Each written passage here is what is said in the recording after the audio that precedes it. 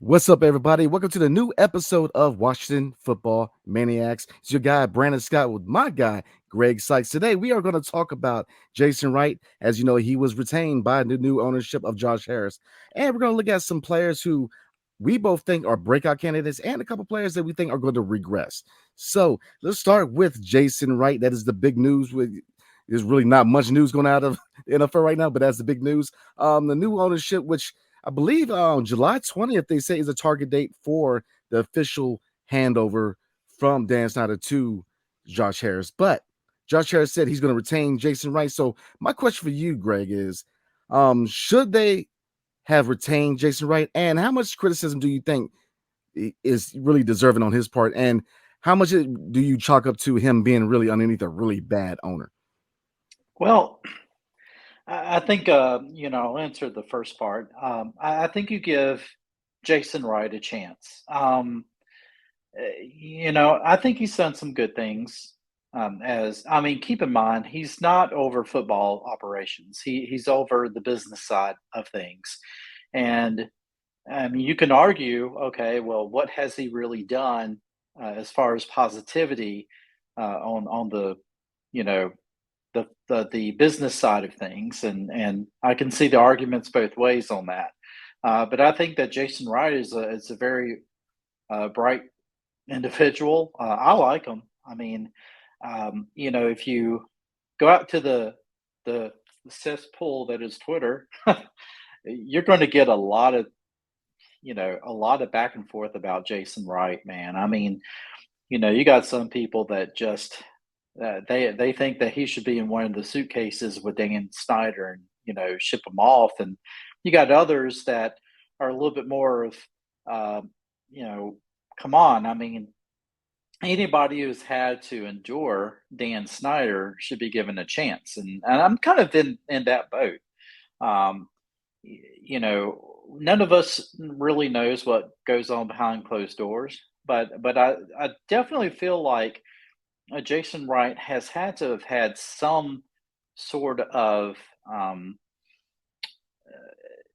I guess, a role in the culture change. I mean, I think Ron Rivera had some role in the culture change, but I think Jason Wright has also had some role in the culture change, and so I think you give him a chance under a different ownership group. I mean, he's done some good things outside of football, in the business world. And so I think you allow him to be under what we hope is a much better ownership group and let him see what he can do. And so I think I applaud Josh Harris for giving Jason Wright another opportunity. Now, I guess some of the other questions, what was it? It was what was the other questions here? It's been such a long day. My mind is going blank as well. It was I guess like some of the negative stuff that we Mhm. probably have heard. Uh, you know, okay, I can tell you one thing for sure that Jason Wright probably got a lot of blame for, and that was the Sean Taylor thing. Um, and what is it rightfully so to blame him? Well, I mean, that is kind of sort of the business operations. Maybe it's kind of sort of the football operations. I think ultimately it lies with him. But the first time they did the ceremony for Sean Taylor, and it seemed like I just remember his family taking pictures, or was it being interviewed or something in front of porta potties, and I was like, Yeah. come on. I mean, do you not have a sense of what's going on here? I mean, I would have picked that up. I Yeah. mean, for crying out loud. And then um, just the whole thing of um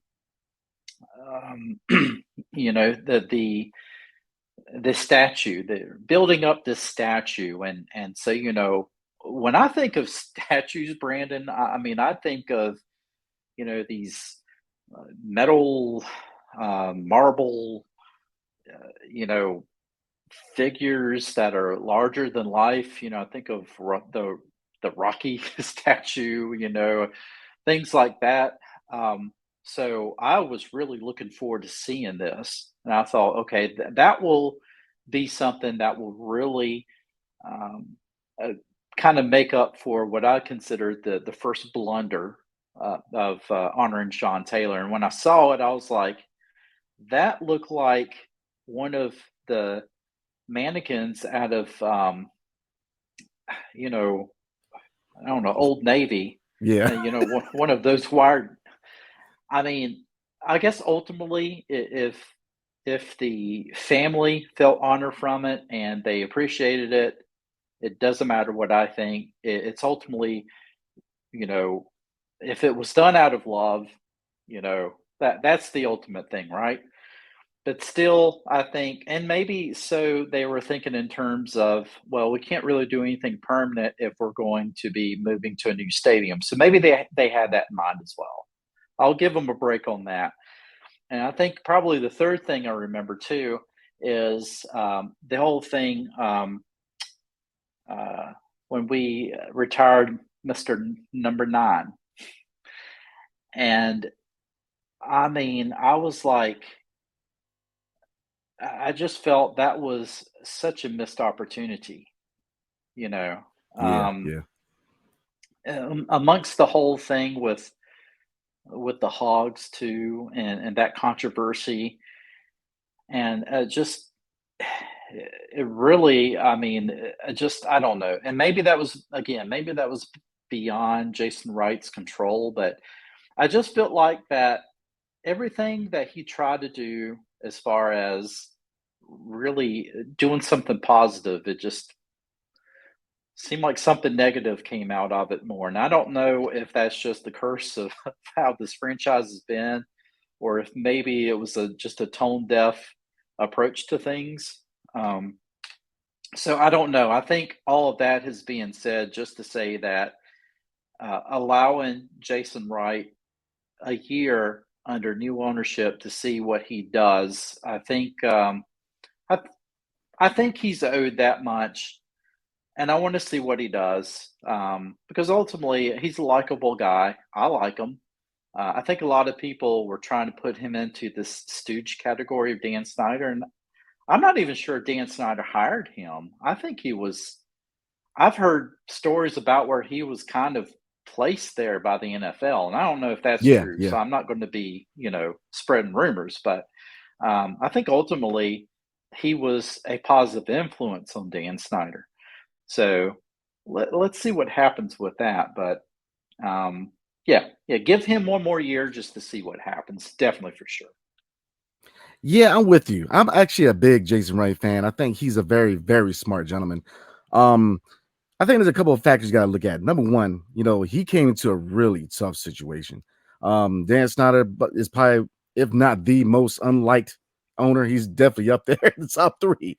Um, so it's kind of like, all right, it's kind of like president, whether Democrat, Republican, president and is kind of a figurehead, right? Because you Hmm. usually, it comes along with the support system, the Speaker of the House, whatever. So he's a figurehead, man. He came to a situation where, you know, while you want to think that he has a little bit of wiggle room as far as power, knowing Dan Snyder and the fact that he has so much control, you got to think that a lot of what he did was kind of pushed along by Dan Snyder. Looking at Sean Taylor, man, I was there for that, man. Yeah, in front of the porta potties, that wasn't a good look, man. In my opinion, Nah. and really, look, his family. Shout out to his family, man, because they really took it. There was a lot of bullets being thrown each way about the porta potties, the statue, Jackson Mahomes dancing on top of the daggone number. Oh Um, it's, Lord, oh, and I was there for that. That's a forgot whole about nother that. conversation. That Yes. that that clown, but Hmm. um it's a tough situation. The Taylor family has been very humble through this whole situation. And they were just like, look, man, we are just glad that he was honored. But it's still not a good look. The statue, you look at stadiums. I was at an Orioles game this past weekend, and when me and my wife happened to walk by M&T Stadium, home of the Ravens, and out front you have Ray Lewis, and it's just that is a statue. That is something that I want to see done for Sean Taylor. A legit marble statue in front of the stadium. So I don't know if it had a lot to do with this not being a permanent, place. I don't know, but I think down the line we need to see a legit statue for Sean Taylor. He's owed that, man, because I mean, if you look at a long list of players that are just loved by this organization, and believe me, as if not the most iconic franchise in sports, we have a long list of guys. He's very much loved in DC, man. So you gotta put a statue up. But another thing is just, the rebrand. Yeah, he's in charge of the business side, but look, that's tough, man. I was just talking about, being an iconic franchise. If not the most iconic franchise, one of the most iconic franchises in the history of sports internationally, period. People, I'm gonna go ahead and roll with the name. The Washington Redskins, man, is an iconic franchise. Yeah, People don't realize how powerful, how much history, just how much success is that, and that's why a lot of people like myself who are in their 30s, maybe going up to early 40s, where we don't necessarily remember the Super Bowl teams, but we just know Dan Snyder. Is that we hear a lot of stories from old heads, man, where it's like it was just an unreal. The power, the love, just that the Redskins had in DC. It's just, and we want to bring that back. And so, saying that to replace an iconic name like the Washington Redskins and logo and history with a whole new name, that's tough, man. That's tough. And my hat goes off to Jason Wright, because you don't win. I mean, in that situation, change your name, change the logo, change the whole history of a franchise, somebody's gonna be mad regardless. So, I yeah, think he took a lot of heat based on just the situation he walked into. Working underneath Dan Snyder is not easy. A lot of former employees come out and say it's not easy because he doesn't give you a lot of wiggle room. He has complete control of all decision making, and he's just a figurehead. So I think that with his new regime under Josh Harris, man, you got to give him a chance. See where he's at, see how he works with the new regime, and go from there. So, but I think that just the fact that he had to work underneath that that many names for him. He gets points we're just trying for to that. keep this PG, folks. Oh, absolutely. Because I have so much of disdain for that gentleman, man. Just what he Yeah, did to you're my not the team, only and one. just terrible human being, man. So I think you Mhm. got to give him a lot of leeway, man, and say that he did a lot of good. Jason Wright is a very intelligent gentleman, man. When you hear him talk, he has a vision. It's just how many, and that's another question, real quick, before we move on, is how much rope does new ownership give him as far as the business side, and how much how much he's in charge of? Because I like to see him get more responsibility and then go from there. So yeah, I think that I'm with you, Greg. You got to give him a year and see where he's at and see how he meshes with the new ownership and go from there, because I think that he is an asset. I don't think it's necessarily a position that needs to be replaced. I think we have a lot of other positions and needs in this franchise that, that position I don't think is really a need right now. I mean, you can really look at head coaching because, I mean, and that's a whole nother conversation. But I mean, after this year, man, Yeah. Ron Rivera's job is on the line. So, before we move on, may you have anything else you want to cover as far as Jason Wright? Yeah, no, I mean, I think you covered it perfectly. That was one thing, the rebrand that I didn't touch upon. That was not going to be an easy situation for Jason Wright to be in at all, because either way, you're going to have fans upset with you, whatever you pick. And you know, honestly, when they picked the Commanders, it was one of those like that could not have been one of the finalist names. And I think a lot of us were kind of like that had to have been something that they had kind of figured was going to be the default all along, and we're just going to see if it's even possible to roll with any of the other names. The Red Wolves, the uh, you know Red Hogs or whatever else that they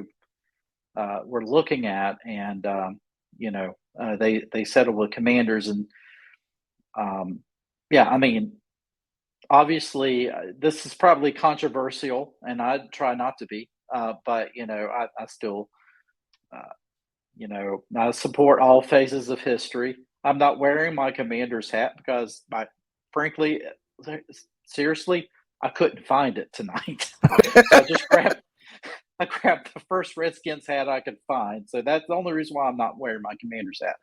But yeah, I mean, it was a tough situation for him. I think he handled it the best way he could. And yeah, again, you give him a year, and I think he can be a really good asset for Josh Harris.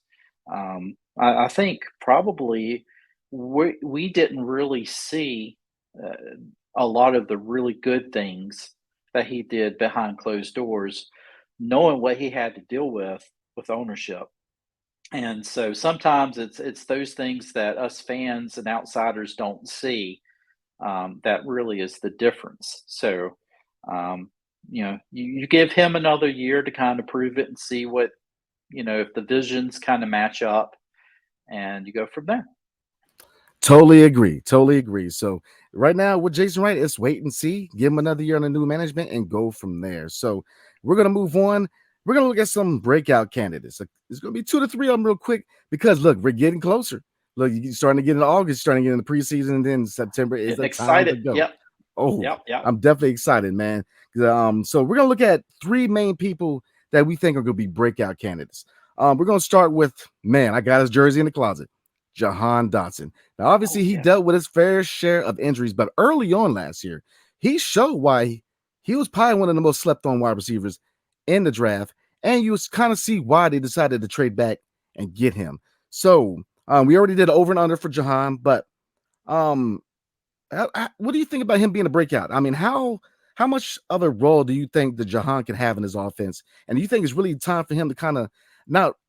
I don't think he's ever going to go beyond McLaurin as far as being the guy, but he can take a lot of pressure off of Scary Terry. So, breakout candidate. How do you envision this next season going for John Dodson? Oh, I think he's going to get some more balls thrown his way. Definitely. You're always going to have Terry McLaurin is always going to be the guy. As long as he dons Commander's jersey, he's going to be the guy.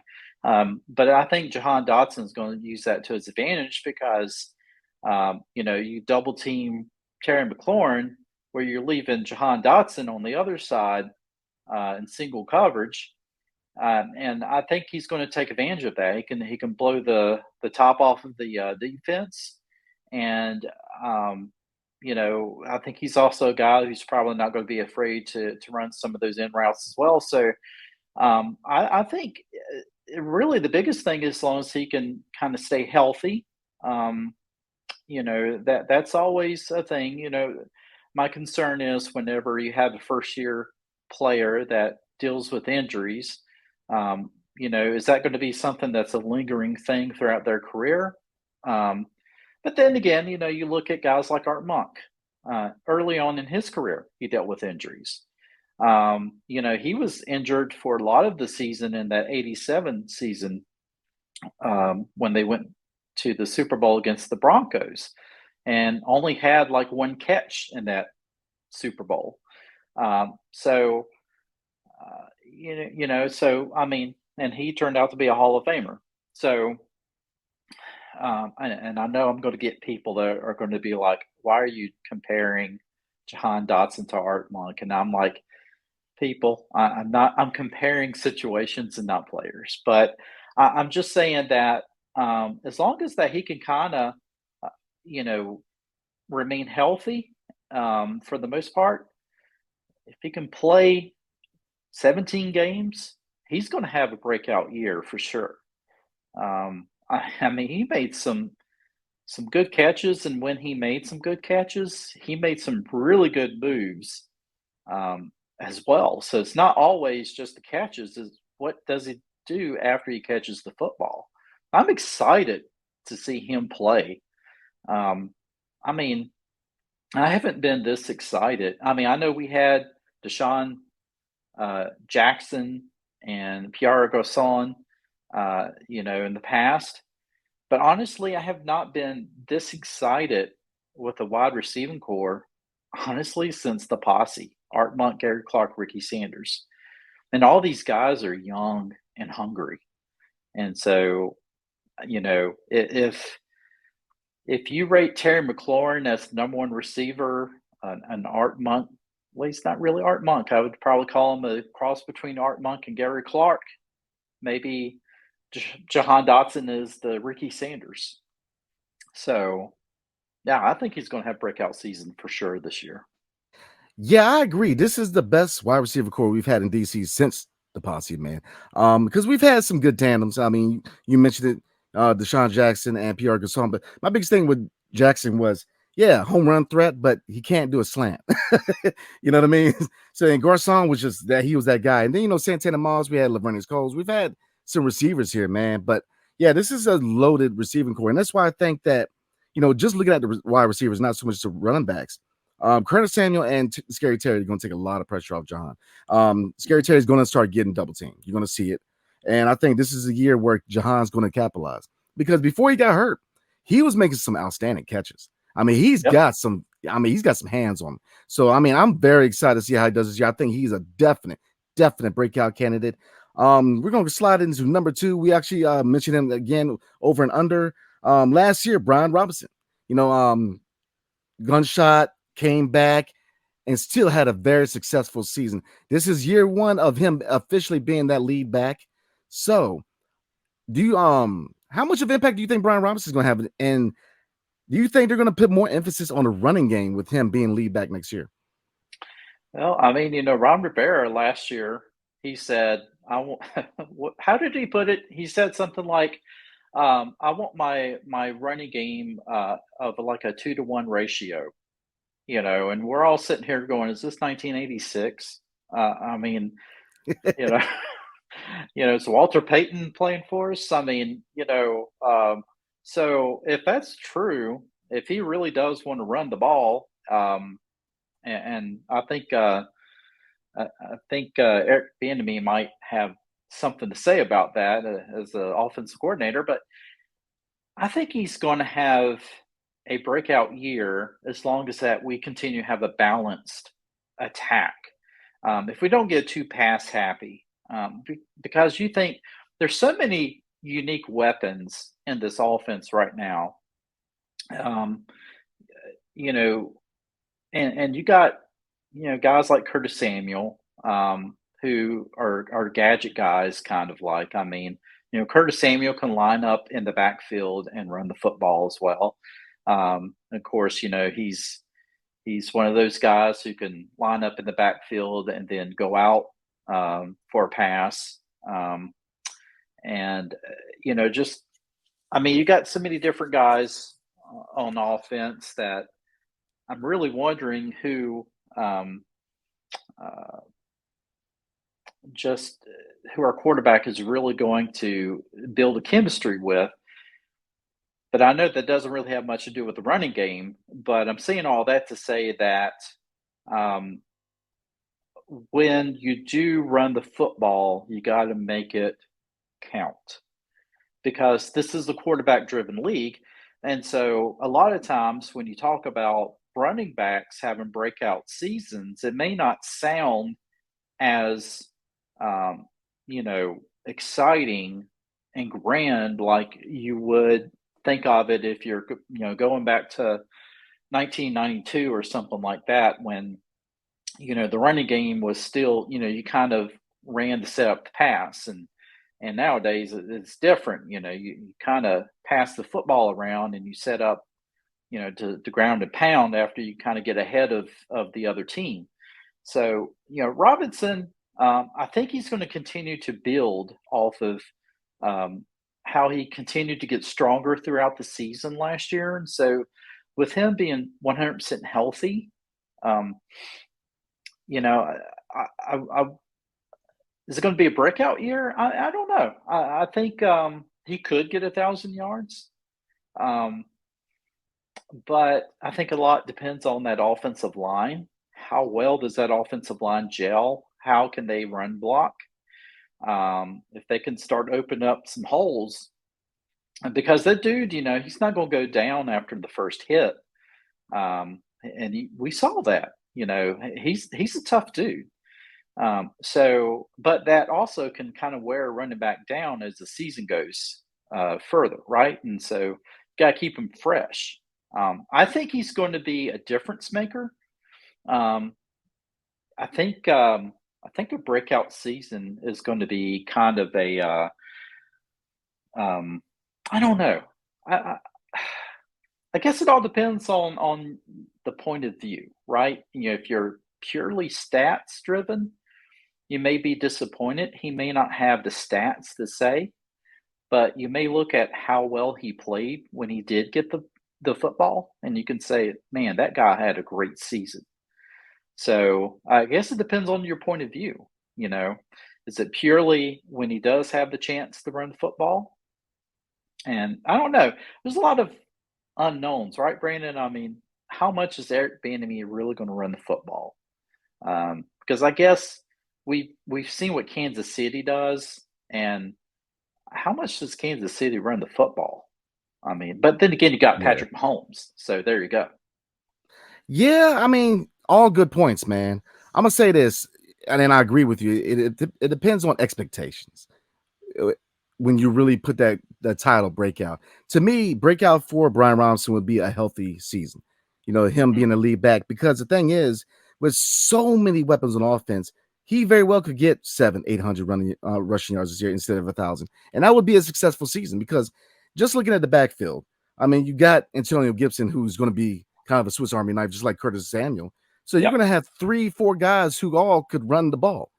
So he's not. So that really takes pressure off of Brian Robinson because it's not a system where it's saying you're the guy. You're going to be the workhorse. No, you got guys who can take the pressure off him as far as the running game, and then as far as passing the ball. I mean, Scary Terry, and we just mentioned John Dotson, and then we're going to talk about Cole Turner in a minute. Is that this offense is balanced? You have not seen that in DC in a long time. A balanced offense where you have so many weapons as far as throwing and rushing the ball, where you don't have to put too many touches on one guy. You could see Brian Robinson get 15 to 20 carries a game, and that be sufficient because you got Antonio Gibson again, you got Curtis Samuel who can go in the backfield also. So there's so many weapons, man. So I think you're absolutely correct. Is that it goes off perspective and expectations. What are your expectations and what a breakout would be? And to me, it would be a healthy season for Brian Robinson, and I think that would be a breakout. So I just mentioned his name, and this is gonna be the last one before we roll for the night. Breakout number 3, Cole Turner. And the reason Whoa. I put him, oh yeah, man. And the reason I put him Whoa. on there, and that's actually I'm kind of doing Cole Turner / John Bates. But I'm gonna tell you why, because we're gonna cover players that we think are gonna regress next episode. But I'm gonna sneak peek. Logan Thomas is on that list. And the reason Yeah. for that, he's dealt with a lot of injuries. He's more of an end zone guy. I think as far as the tight end position, you got John Bates who can block. I think he is an outstanding blocker. That's his MO. But Cole Turner, coming out of Nevada, he was that guy who blocking really wasn't his MO, but he has yard after the catch. And I think that alone is why I think he could be the tight end of the future. So I know they're rolling with Logan Thomas, but barring injury, how much do you, I mean, like I said, barring an injury to Logan Thomas, but I guess how important or man, that's a tough question to really look at Cole Turner, man. Because I think he's gonna break out. So at what point do you think he takes that role as being our tight end? I'm gonna go ahead and say Um, it that way. yeah, yeah. I would probably say as the season progresses, I don't think you're going to see anything at the beginning of the season. I think at the beginning of the season, and certainly we're going to start with Logan Thomas. Um, and of course, you mentioned John Bates. John Bates seems to be our present day Donnie Warren. The guy who goes in there to block mostly, and every now and then he's going to somehow go out for a pass when you least expect it. Um, but I think at some point you're going to see Ron Rivera and Eric Bieniemy work him into the offense, and barring injury, I think if he's healthy, you can definitely see him working himself in there, and eventually supplanting Logan Thomas. I love Logan Thomas; he's a fellow Hokie, um, but I just think that was a nasty injury that he had, and it took him a long time. And honestly, it sometimes it takes you 2 years really to come back 100%. Now, I heard really good things about Thomas from OTAs, but he starts getting a little bit of age on him as well. And I think ultimately we want some of the young guys in there really, maybe maybe this is our present day Clint Didier. You notice how I keep going back to the old times. I don't know, nostalgia is in my head here. It must be the Redskins hat. I don't know, but yeah, I mean, I want to see what he could do. I saw the highlights. I think I did a video on him back when we drafted him. You know, and so I was excited to see. I mean, I know that he was what, a sixth rounder, I think. So fifth or sixth, I think I sixth. believe fifth. I got to double check, but I believe Was it fifth round. fifth? Okay, okay. I couldn't remember. I knew it was somewhere around there. So, a lot of times you start getting into those middle rounds, and you're like, okay, these guys can either be your starters, or they're going to be depth players, or they're not going to make the team. You go from one extreme to the next. But I want to see what he can do. Um, Again, barring injury. Now, if he gets injured earlier on, then I'm going to really start to question his durability and things like that. But tight end right now to me is still a huge question mark. Um, I mean, we have Antonio Gibson, we have Curtis Samuel, we got wide receivers and running backs, but it seems like tight end right now. I just don't know. Have we done enough? Um, and that's a question that I asked about our offensive line last year, and obviously we regressed. So I hope that we haven't done that with the tight end position, but we'll see. It's question, I'm hoping for the best, but I'm going to be cautious about what I hope for. Yeah, I'm gonna say I'd like to see him implement into the offense a lot more this year. I'm gonna say why because Logan Thomas, appreciate you for serves, man. But I mean, he gets no separation. He has that height to where if you look at a lot of the touchdowns he's had the last couple of years, he's an end zone guy. He's a red zone guy, Yeah, and I like yeah, that. But we need a guy at the tight end position who's going to be able to kind of spread the field, man. He's going to be able to get right. some separation. And I think that's Cole Turner, man. I mean, if his blocking can improve, I think he's a tight end for the future. Because looking at him at Nevada and just glimpses here and there while he's been in Washington is that he's got some hands. I mean, he Yes. can flat out catch the ball and he can run. And we need a more dynamic guy at tight end. I mean, Logan Thomas is just slow. I mean, like I said, I've appreciated his time here in DC, but injuries has really had a big impact on him. But we need some youth, man. And John Bates, I think, as far as blocking, now he can catch a little bit, but again, blocking is his MO. But Cole Turner, I think yeah, you're right. It has a lot to do with how Logan Thomas performs early in the year, but I mean, long term, especially in the latter stages of the season, I want to see Cole Turner implementing the offense a lot more because I think that after this season, you have to look at Cole Turner and John Bates as being the answer at tight end. And maybe we go out there, obviously Amari Rogers is there, come back from injury, but you know, I think we got to roll with youth because again, Logan Thomas has his like I said, in the red zone, he's money, but he Yeah. can't get separation anymore, man. He can't be that guy that where you even if you hit him in the middle of the field, he wherever he lays is it, but he's not going to be able to get that yards after the catch. And I think with Cole Turner, man, he's really going to open up this offense because of the fact that he can roll yards after the catch. He can be kind of, I'm not going to compare him to Kyle Pitts in Atlanta, but if you look at Kyle Pitts, man, and people like him, Darren Waller, they are tight ends who are like receivers. They have some wheels on them, they got hands on them, and I think that really, if you look at sports, man, things change as far as what you look at in certain positions. I'm gonna use the NFL or not NBA real quick. Like, centers back in the day, Patrick Ewing, the Hakeem Olajuwon, they were guys who sat in the paint. They were Yep. paint protectors, but they didn't sit out and hit 3-pointers. Now in the modern NBA, you got guys who are centers hitting 3-pointers. And it's like that Yep. in the NFL where, it's like that quarterback where before you had to be a pocket guy. And then it added where you had to have some wheels on you. But now it's tight end. You have to be able to have a little bit of that, a little wheels on you, man. You can't be that guy, just catching the middle of the field and dropping. No, Cole Turner's answer. So I think he's definitely going to break out. Now, again, before we roll, I think you hit the nail on the head with the last guy we talked about. What are the expectations for Cole Turner? Because, Breakout, are we expecting him to come in and supplement Logan Thomas right away? Absolutely not. Logan Thomas, he's a starting tight end. But the expectations, I think, would be progression. Can he get maybe 40 catches?